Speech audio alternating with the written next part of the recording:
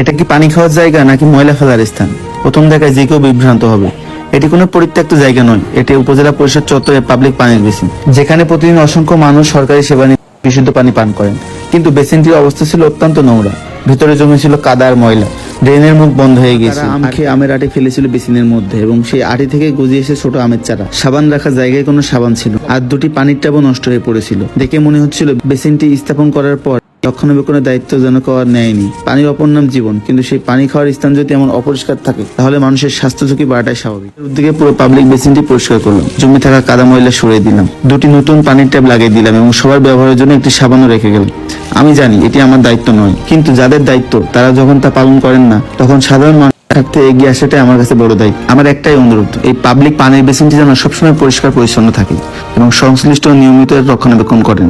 ভিডিওটি বেশি বেশি শেয়ার করুন যাতে বিশ্বাস এবং দেশের প্রতিটি সরকারি স্থাপনার এমন জনসেবামূলক ব্যবস্থা সঠিকভাবে রক্ষণাবেক্ষণ করা হয়।